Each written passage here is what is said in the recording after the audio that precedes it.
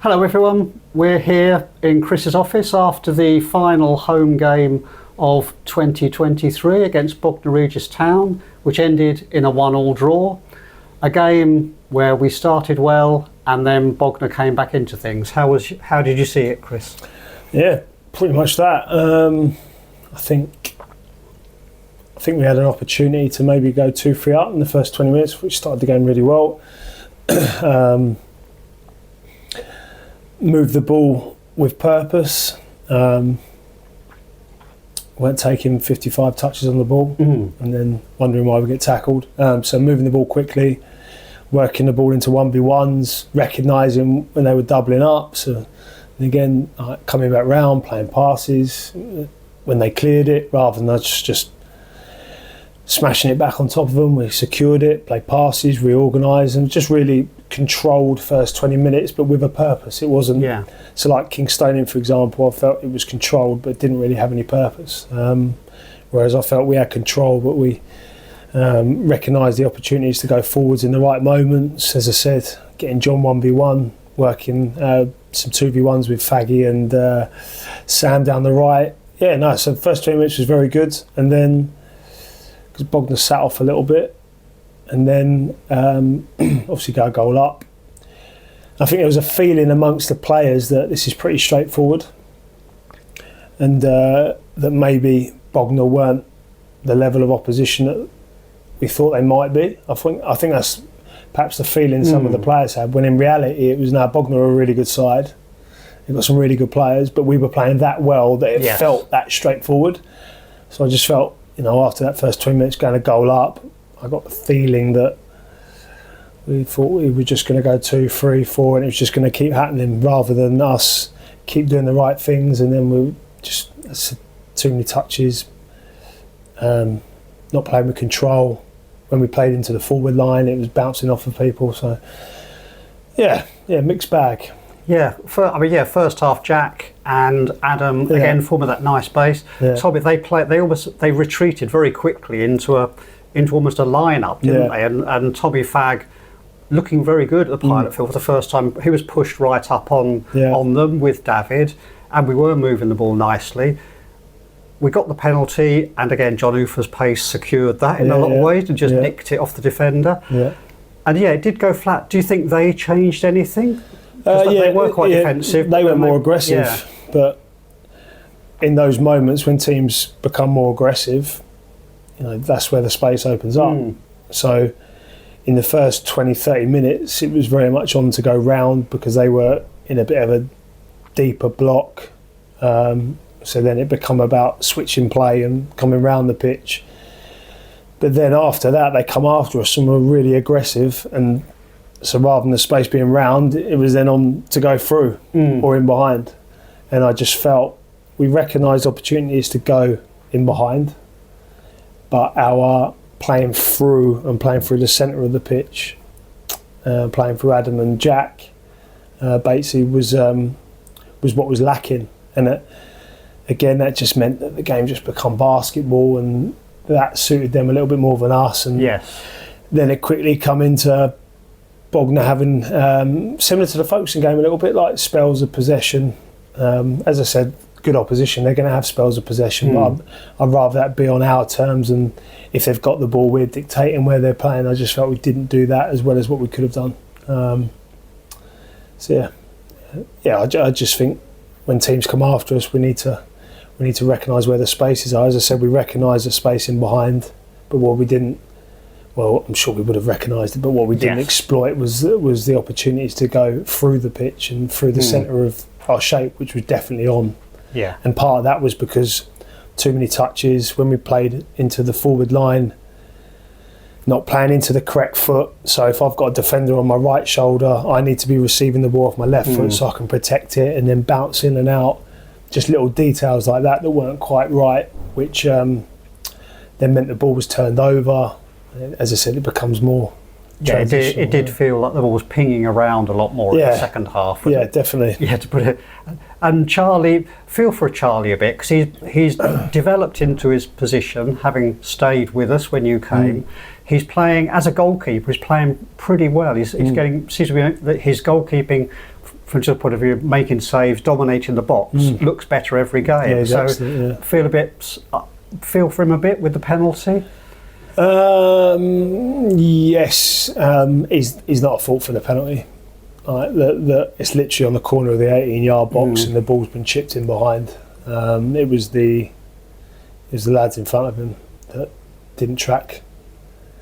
Ads tracked the runner, but the problem was that they've worked a switch, and for whatever reason, with a back five, we've ended up not having anyone in a position to defend the ball that's chipped down the pitch into the channel. Yeah. The thing is, when you've got a back five, obviously 3 centre backs, when the ball's chipped down the pitch, we should have someone there. Yes. And what we ended up having was, for some reason, Adam has tracked a midfield runner and has ended up playing as like a left side centre back facing back towards his own goal, when in reality it should just be, well, the runner's coming on to me, I'll take him ads and I'll just head that back down the pitch. But the problem was on the switch, we haven't worked across the pitch quick enough and got exposed down the side. So and we found ourselves after that, their tails, they were already playing more aggressively, like you said, but their tails went up again, didn't they, after that?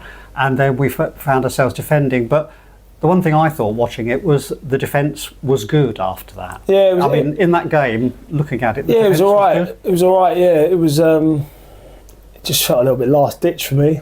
Some of it was. I mean, I suppose to a supporter, it's a great tackle. Maybe to you, it's last ditch. Yeah, like against Chatham and Folkestone. I felt they had spells of possession, but it didn't feel last ditch. I wasn't sort of sitting there and my heart was going, oh Christ, my heart wasn't being raised by sort of these moments of going, oh, it's a bit tight. Whereas today, I just felt it was, we probably didn't defend with the same discipline, maybe. Yes. Or composure, maybe as well. Yeah. Again, like Bognor are a good side. They don't just chip it in your box. Like they work the ball. They have runners from deep. They're obviously very well coached. So it's a different type of defending. So when the ball's crashed into the box, it's a bit more straightforward. Whereas when you then get runners off you and stuff like that, it then becomes about communication and talking and checking shoulders. And that for me is the next level of defending. It's easy just to head the ball back, whereas when the ball's been played into feet and then you got runners coming off the back of you and stuff like that, that's where you find out who your best defenders are, basically. But it's so much of it down to communication, because otherwise, if you just man mark, you then get pulled all over the place. So it's got to be, well, I'll take him off you. He's coming over to you, right shoulder, left shoulder, working your feet, checking your shoulders, just things like this. It's just a lot more. As I said, it's a lot more of a challenge to deal against that type of just that football opponent. Intelligence. Yeah. But it's as I said, it's early days. They're a good side. Similar to Chichester, actually. Chichester caused us similar problems. Very similar type of opposition. So it's something for us to look at moving forwards, definitely. Yeah, and so in the cold light today, we might look back and be happy is the wrong word, comfortable with a point. Well, I think it's probably a reflection of where the group has moved in the right direction, perhaps because we're sitting in there. Bognor are absolutely delighted. They did look delighted. They came off delighted in the box in front of us. It's clear they were almost celebrating. Yeah, Champions League final. Delighted to get a point, whereas we're looking at each other really frustrated. But then when I think to 6-7 weeks ago when we walked in through the door, we probably would have taken a point away at Margate. Yes. And probably would have taken a battling performance where you grind out a result. So obviously the fact that we've now 4 unbeaten, we've won 8 out of 11 games, and we're looking at each other and we're really frustrated, it's probably a good thing in a roundabout way. And I think, as I said, Bognor are a good side. They're really well coached. Yes. I thought for the next sort of, after the first 20 minutes where they changed and they went a bit more aggressive and front foot, I thought that was them, like at it and playing very well. Whereas I thought we were way short of what we can do. So there's positives to take because there's a lot more to come from us. But again, that's also credit to Bognor for having an impact on how we were trying to play. As we've said before, there's good teams out there stopping you doing what you're doing. Definitely. Yeah, definitely. Can't get away from that. Yeah, okay, that all said, their goalkeeper, to me, looked fairly well protected by the ref, shall we say. Yeah. That last goal, don't want to harp on about refs' decisions, it's a 90-minute game, but probably disappointed that wasn't given. Yeah, well, that's 2 goals disallowed today. The standard of refereeing is dire, if I'm being honest. So we've had 4 penalties not given, 2 goals disallowed, not just today, just across the last sort of 6 weeks. So across the 11 games, we've had 4 Stonewall penalties not given. All of them we've shown to the match officials after, and they've gone, sorry.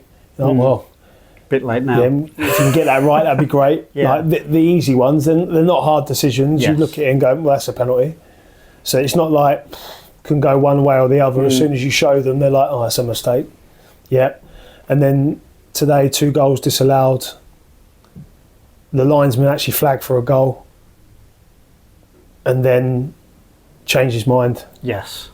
So where the goalkeeper appeared to slip over the line. And then take the ball with him. It's a goal. As I said, the linesman's flagged. That's a goal. The referee's overruled him. I think, how does that happen? And then, as I said, at the end, we've just seen the goal. Their player has knocked the goalkeeper over. Yeah. And we scored. So, yeah. Oh well. What's that? The "it is what it is" phrase. It's the one that's appropriate, isn't it? Here? It's definitely. But I can understand. Like, it's frustrating because you put so much time and effort in, you try and prepare the players as best as you can. You do your due diligence on the opposition. The opposition are doing the same. So you've got nearly 40 people all trying hard, working their best to try and prepare as well as they can and organise the teams and contribute to the spectacle that is a game. And then you get 3 guys in the middle that are so far off it, you just go, you're not fit to manage this level of football. But as I said, it's probably a reflection of shortage of referees across the football pyramid. Yeah, for sure. I mean, taking a positive from that, I mean, the team don't react badly to it. We don't have dissent bookings. No. We don't get ourselves involved in issues as a result of those decisions. So one thing I see is a team that's in a good place in terms of managing themselves. So we're not being brought down by it. But this is the problem, though, because if John Ofer rolls around like he's been shot and we then get round the referee, it's probably more likely to get a decision from the referee that is actually a fair reflection of the tackle. But you have to do that. So Tommy Fagg hasn't fallen over, but he's been absolutely smashed. But because he stayed on his feet, the referee doesn't give anything. And it's almost like, well, actually, you're better off getting around the referee and managing the referee, and that being a deliberate strategy, because like you're going to have to influence them, because you like almost can't be trusted to make. I mean, as I said, the tackle at Enfield the other week on John was absolutely outrageous. It was a horrendous tackle. But because John's an honest lad, and as a group, our priority is the football as opposed to influencing a mediocre ref, and you think, it's very frustrating. So, great that we're honest and we might win the Fair Play Award, but I'm not sure that's the best road to go, to be honest. Difficult one. I think being around lucky enough to be around the players a little bit more and seeing their demeanour out on the pitch. I would. It's take it from me. It's a good thing. As I said, they're a good bunch. They're a good bunch. That's not a bad thing, bad situation to be in. I think so. It's a positive. I'd take it as a positive. But I totally understand what you're saying with that sort of situation. Nevertheless, we go into Christmas in good shape. I think difficult period. Lots of travelling for the guys when most people are sat with their feet up, stuff to the gunnels. The lads have got to be at it, and they've got to look after themselves, and they've got to cover a lot of miles in coaches and cars. Yeah. So it's a bit of a tough gig ahead for everybody. Yeah, it's good though. It's just, as I said, I think it was before the Chatham game, we looked at it and we had 7 out of the next 8 are away from home. Yeah. It's funny, I was looking at a fixture list thinking, well, when's that going to pay us back in terms of a run of home games? But it doesn't look like it does, so they must have had a few at the start of the year. So cheers for that. No, it's good. It's good. It's as I said, it's exciting, and the fact that we are on as good a run as what we are on. I think we've only played. So we've cast Shorten, Kingstonian, Canby, and now this. We only played 4 home games out of 11. So, and as I said, we've managed to chalk up 8 wins out of that. So, and you'll get good support. They'll be there, won't they? Yeah, absolutely. Yeah, brilliant. So that's all part of the fun. That's nice. It must be nice, mustn't it? No, it's brilliant. Yeah, it's brilliant. They're you know, as I said, the away support's amazing. The behind the goal support is brilliant. I would enjoy. I mean, we enjoy. Well, Laura's sat there. We enjoy getting out of the box and just being able to watch a game and joining with that lot. It's brilliant. Brilliant. And as I said, when you then have that quadrupled at home, it's even better. So no, it's good. It's funny. It feels like not like an away game, but where we've played so much away from home, it's sort of. Be nice to have a bit of a run of games at home where you can try and build a bit of momentum on our own patch. So, but again, it's still early days. Like the team's still getting used to how the way that we want to play, and obviously we can use the pitch to our advantage. So, just got to, as I said, try and keep building momentum, and I'm sure the supporters will keep pushing us along and helping us with that. Yeah, definitely. Of course they will. Fantastic. Okay, we're talking to supporters. We're off to the Pilot Bar in a minute for the Meet the Manager. Yeah. As if many people haven't met you already, but easy questions only, please. Exactly. We'll make sure. Well, thank God we're doing that after a draw, decent result. Christ, doing it after a loss. I wouldn't fancy that. I'm not I'm not great company at the best of times, let alone after a loss. So it should be good. No, fantastic. Thanks so much for that. No worries. And we will see you in the Pilot Bar in a couple of minutes. Top man, thank you. Thank you very much. Thank you.